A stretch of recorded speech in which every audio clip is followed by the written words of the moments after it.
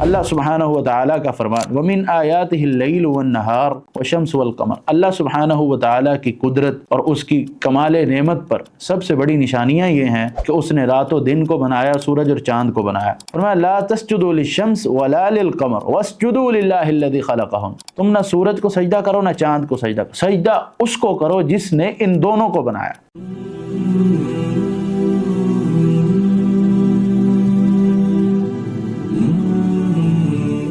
بسم اللہ والصلاة والسلام علی رسول اللہ اما بعد۔ القاعدة الثالثة ان النبی صلی اللہ علیہ وسلم ظہر علی اناس متفرقین فی عباداتہم۔ اب ہم مصنف رحمہ اللہ نے جو تیسرا قاعدہ، تیسرا ضابطہ ذکر کیا، اس حوالے سے گفتگو کریں گے۔ نبی صلی اللہ علیہ وسلم ان لوگوں پر ظاہر ہوئے جو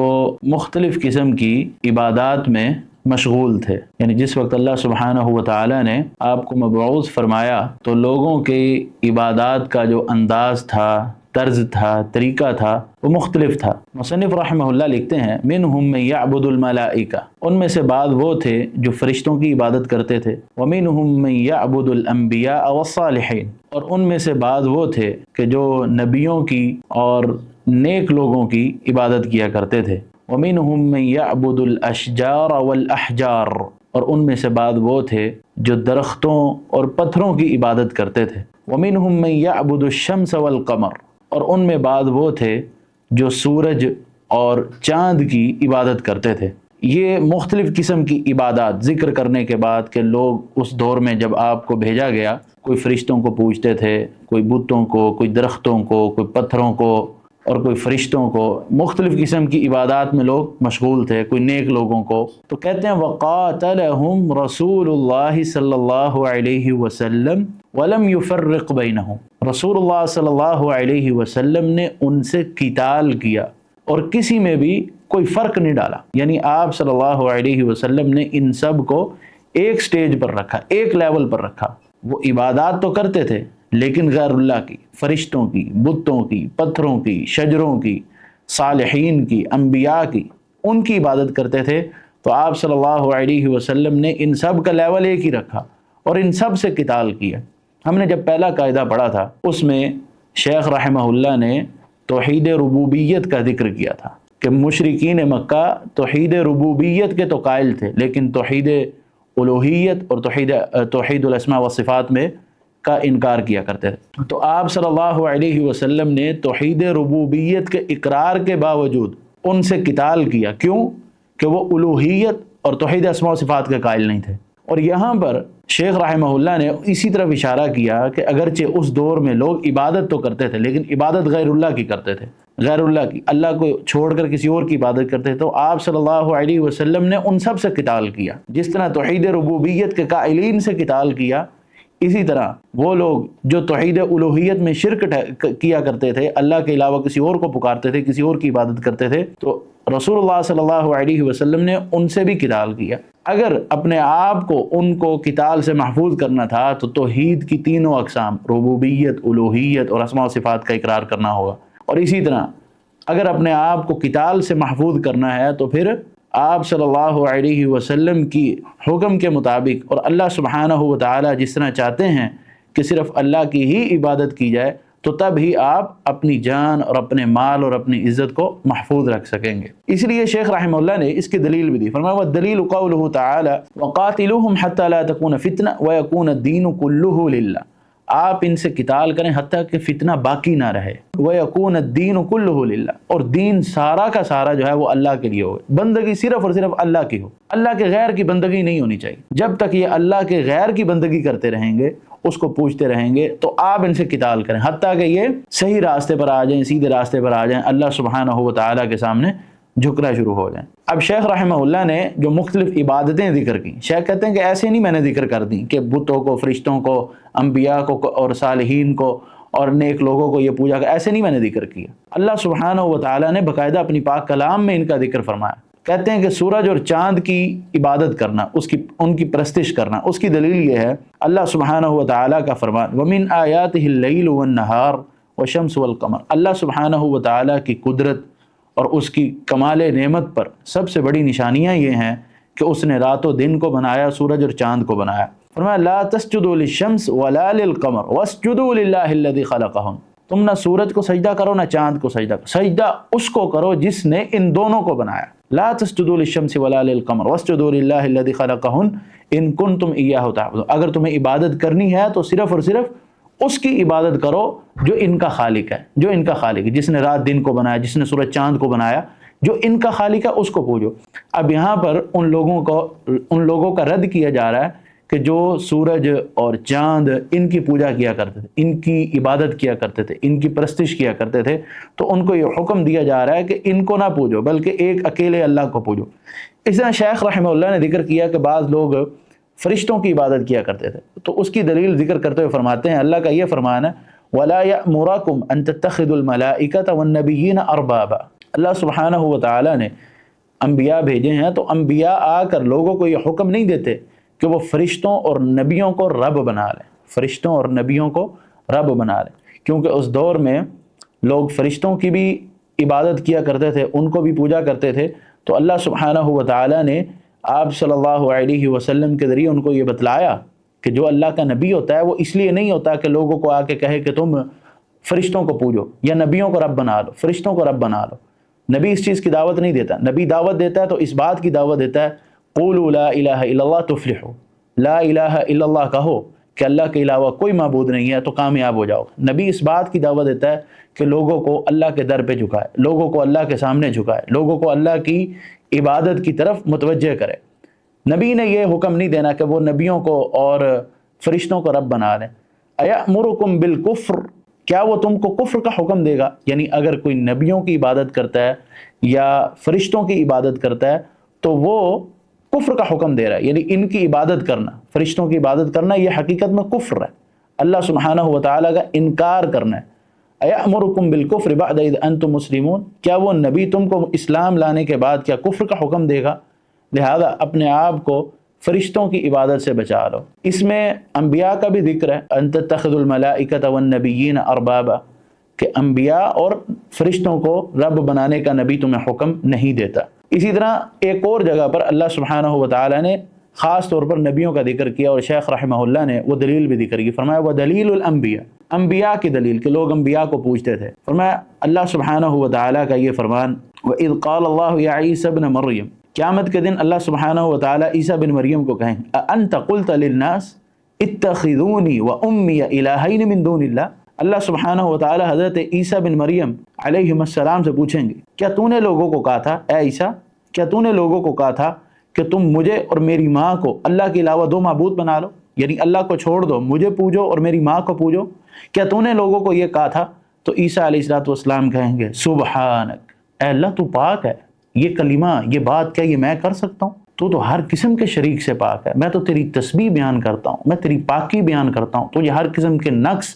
اور عیب سے پاک قرار دیتا ہوں۔ اللہ یہ تیری شان کے لائق نہیں ہے کہ میں جس کو تم نے نبی بنا کر بھیجا ہے وہ جا کے لوگوں کو یہ کہے کہ مجھے پوجو اور میری ماں کو پوجو، میری ماں کی عبادت کرو۔ ما یکون لی ان اقول ما لیس لی بحق، مجھے تو یہ زیب ہی نہیں دیتا، مجھے تو یہ لائق ہی نہیں ہے کہ میں یہ کلمہ کہوں کہ مجھے پوجو اور میری ماں کو پوجو۔ میں تو اگر کوئی بات کروں گا تو صرف اور صرف حق بات کروں گا۔ ان کنت قلتہ فقد علمت، اے اللہ اگر میں نے یہ بات کہی ہوگی کہ مجھے پوجو میری ماں کو پوجو تو اس کو بہتر جانتا ہے۔ تعلم ما فی نفسی ولا اعلم ما فی نفسک، اللہ میرے دل کے اندر جو کچھ ہے اس کو تو بخوبی جانتا ہے، لیکن تو کیا چاہتا ہے، تیرا علم کیا ہے اس کا مجھے بالکل پتہ نہیں ہے۔ انک انت علام الغیوب، کیونکہ تو بہت زیادہ غیب کی باتوں کو جاننے والا ہے۔ تو حضرت عیسیٰ علیہ السلام واضح طور پر انکار کر دیں گے کہ یہ جو کام ہے، جو میری قوم الزام لگا رہی ہے کہ میں نے ان کو حکم دیا ہے کہ یہ مجھے پوجیں اور میری ماں کو پوجیں، تو میں نے ایسا ویسا کوئی حکم نہیں دیا،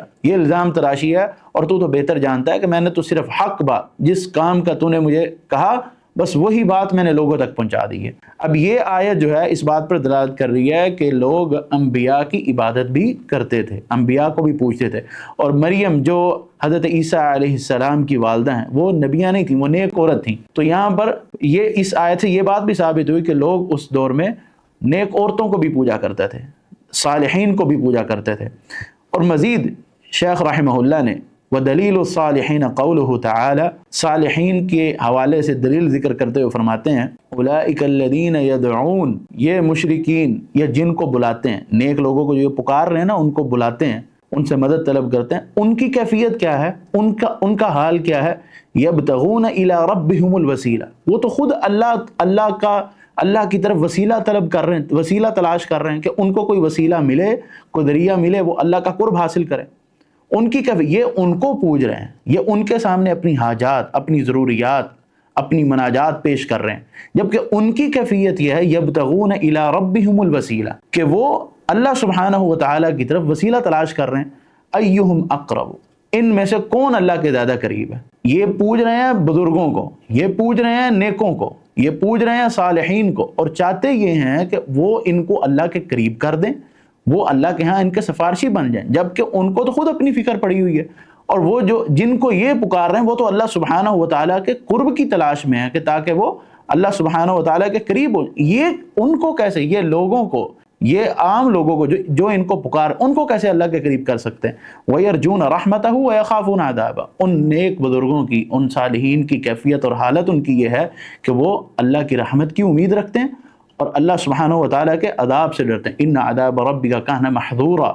آپ کے رب کا، آپ کے پروردگار کا جو عذاب ہے اس سے ڈرا گیا ہے، وہ بہت خطرناک عذاب ہے، اس سے نیک لوگ جو ہیں، بزرگ جو ہیں، وہ ڈرتے ہیں۔ اب یہاں اللہ سبحانہ و تعالیٰ نے اس آیت کے اندر ان کا ذکر کیا جو لوگ نیکوں کو، صالحین کو پوجا کرتے تھے، ان کی عبادت کیا کرتے تھے، ان کے سامنے جھکا کرتے تھے۔ اب حقیقت کیا ہے کہ وہ خود اللہ کے ہاں وسیلہ تلاش کریں۔ اب اس آیت میں اللہ سبحانہ و تعالیٰ نے وسیلے کا ذکر کیا۔ اب بعض لوگ اس آیت کو پڑھتے ہوئے ایک غلط وسیلے کی طرف جاتے ہیں۔ میں آپ کے سامنے 3 ایسے وسیلے رکھنا چاہتا ہوں جس کی شریعت نے اجازت دی، اس میں کسی قسم کی کوئی قباحت نہیں ہے، کوئی قباحت نہیں ہے، وہ وسیلہ شرعی طور پر جائز ہے۔ سب سے پہلا، وَلِلَّهِ الْأَسْمَاءُ الْحُسْنَى فَادْعُوهُ بِهَا، اگر کوئی شخص اللہ سبحانہ و تعالیٰ کے اسماء حسنہ کا واسطہ اور وسیلہ دے کر اللہ سبحانہ و تعالیٰ سے دعا کرتا ہے تو یہ وسیلہ جائز ہے، کیونکہ اللہ کہتے ہیں اللہ کے اچھے اچھے نام ہیں، ان ناموں کے ذریعے سے اللہ کو پکارو، ان ناموں کا واسطہ دو، ان ناموں کا وسیلہ دو۔ اگر کوئی اللہ کے نام کا وسیلہ اور واسطہ دیتا ہے تو یہ وسیلہ شرعی اعتبار سے جائز ہے، قرآن کی روح سے بھی جائز ہے۔ دوسرا وسیلہ، اگر کوئی شخص اپنے نیک اعمال کا وسیلہ دیتا ہے، جس طرح ایک واقعہ حدیث کے اندر آتا ہے کہ 3 لوگ غار میں پھنس چکے تھے اور انہوں نے اپنا نیک عمل اللہ سبحانہ و تعالیٰ کی بارگاہ میں پیش کیا، جیسے جیسے وہ عمل پیش کرتے گئے، وہ جو غار میں پھنس چکے تھے اور ایک بھاری پتھر نے آ کر ان کی غار کا منہ بند کر دیا تھا، تو وہ بھاری پتھر جو ہے آہستہ آہستہ جو ہے ان کی غار کے منہ سے کھسکتا گیا اور وہ اس مشکل اور پریشانی سے باہر آ گئے۔ انہوں نے اپنے نیک اعمال پیش کیے، کہا اے اللہ، ہر ایک نے یہ کہا اے اللہ اگر یہ عمل تجھے قبول ہے، اے اللہ اگر یہ عمل تجھے قبول ہے اور میں نے یہ عمل خالصتاً تیری رضا کے لیے کیا تھا، تو اے اللہ اس عمل کی وجہ سے آپ ہم سے اس مشکل کو، اس پریشانی کو دور کر دیں۔ تو وہ پتھر جو ہے ان سے دور ہو گیا۔ یہ دوسرا وسیلہ ہے کہ آپ اپنے نیک اعمال کا واسطہ اللہ سبحانہ و تعالیٰ کے سامنے رکھ سکتے ہیں۔ وسیلے کی تیسری قسم کہ اگر کوئی شخص نیک ہے، صالح ہے، آپ اس سے اپنے حق میں دعا کروائیں۔ نیک آدمی سے اپنے حق میں دعا کروانا یہ بھی جائز ہے۔ حضرت عمر رضی اللہ تعالیٰ عنہ کہتے ہیں کہ ہم رسول اللہ صلی اللہ علیہ وسلم کے زمانے میں بارش نہیں ہوا کرتی تھی تو ہم حضرت رسول اللہ کے پاس جایا کرتے تھے اور آپ صلی اللہ علیہ وسلم سے گزارش کرتے تھے تو آپ دعا کرتے تھے، اللہ سبحانہ و تعالیٰ ہمیں بارش دیتا تھا۔ اور آپ صلی اللہ علیہ وسلم تو اب نہیں ہیں، تو اب ہم آپ کے چچا کے پاس جاتے ہیں، تو آپ کے چچا کے پاس جاتے اور انہیں دعا کا کہتے اور وہ دعا کرتے، اللہ سبحانہ و تعالیٰ کی طرف سے بارش کا اترنا ہوتا۔ تو اب یہ 3 وسیلے ہیں جن کی ہمیں شریعت سے گنجائش ملتی ہے۔ اس کے علاوہ اگر کوئی شخص کوئی اور وسیلہ تلاش کرتا ہے تو وہ سب کے سب حرام ہوں گے، ان کی شریعت نے کسی قسم کی کوئی گنجائش، کوئی اجازت نہیں ہے۔ اس کے بعد شیخ رحمہ اللہ مزید ادلہ پیش کرتے ہیں، کیونکہ شیخ نے ایک مدعا پہلے باندھا کہ لوگ جو ہے ان چیزوں کی عبادت کیا کرتے تھے۔ اس میں تھا کہ لوگ بتوں کی، لوگ پتھروں کی اور درختوں کی بھی عبادت کیا کرتے تھے۔ فرماتے ہیں وَدَلِيلُ الْأَشْجَارِ وَالْأَحْجَارِ قولہ تعالی افرأیتم اللات والعزى ومناة الثالثة الأخرى، دلیل درختوں کی اور پتھروں کی اللہ سبحانہ و تعالی کا یہ فرمان ہے افرأیتم اللات والعزى ومناة الثالثة الأخرى، کہ اس دور میں لوگ کیا کرتے تھے، لات، منات اور عزا، یہ چونکہ نیک بزرگ تھے، نیک بزرگ تھے، صالحین تھے جو دنیا سے گزر چکے تھے، تو لوگوں نے کیا کیا، ان کی مورتیاں بنائیں، ان کی شکلیں بنائیں پتھروں سے، اور پھر ان کی پوجا کیا کرتے تھے۔ تو یہ دلیل، یہ آیت جو ہے بطور استشہاد مصنف رحمہ اللہ نے ذکر کیا ہے کہ لوگ پتھروں کی عبادت کیا کرتے تھے، کیونکہ مورتیاں جو بنائی جاتی تھیں وہ پتھروں سے بنائی جاتی تھیں۔ اس کے بعد درخت کے حوالے سے دلیل ذکر کرتے ہوئے فرماتے ہیں کہ ایک حدیث ہے رسول اللہ صلی اللہ علیہ وسلم کی، کہ ابو واقد اللیثی فرماتے ہیں کہ ہم نبی صلی اللہ علیہ وسلم کے ساتھ حنین کے موقع پر نکلے، وَنَحْنُ حُدَثَاءُ عَهْدٍ بِكُفْرٍ، ہم نئے نئے مسلمان ہوئے تھے، کفر کو ابھی تازہ تازہ چھوڑا تھا، اور مشرکین کے لیے وَلِلْمُشْرِكِينَ سِدْرَةٌ يَعْكُفُونَ عِنْدَهَا، مشرکین کے لیے ایک درخت تھا بیری کا، اور وہ اس پر مجاور بن کر بیٹھا کرتے تھے، وَيَنُوتُونَ بِهَا أَسْلِحَتَهُمْ، اور وہ اس درخت پر اپنے اسلحہ کو لٹکایا کرتے تھے،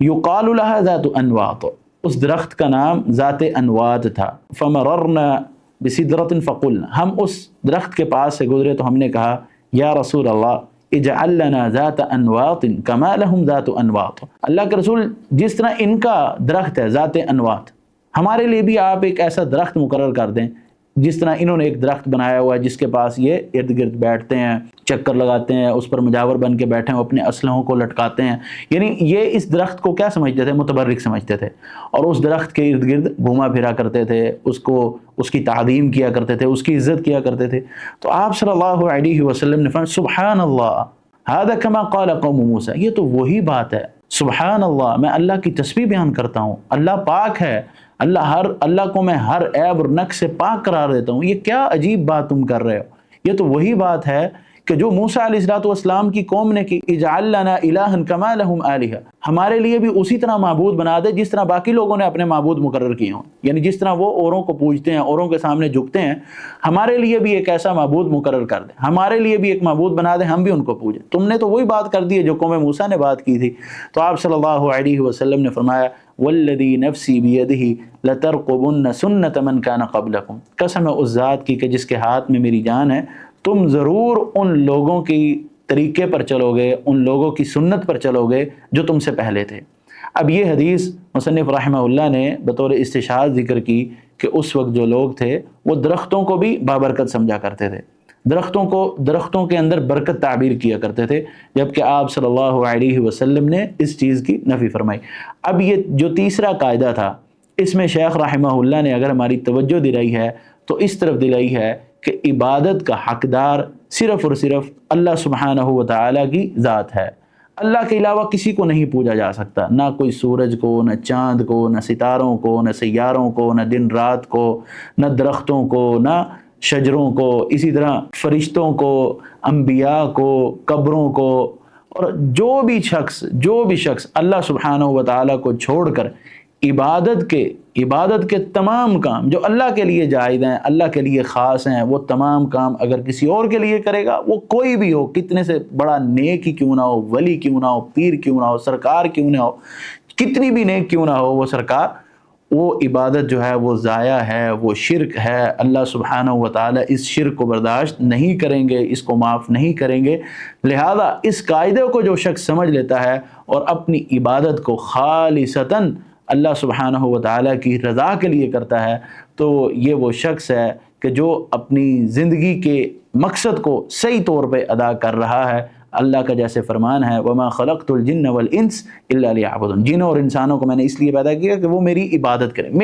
کریں، بس میرے علاوہ کسی اور کی عبادت نہیں کرنی۔ عبادت کا حقدار صرف اور صرف اللہ سبحانہ و تعالیٰ کی ذات ہے، اور شیخ رحمہ اللہ نے ادلہ کے ذریعے اس مدعے کو اور اس بات کو اور اس موقف کو بڑی مضبوطی کے ساتھ اور بڑی پختگی کے ساتھ بیان فرمایا ہے۔ اللہ سبحانہ و تعالیٰ ہمیں عمل کی توفیق دے۔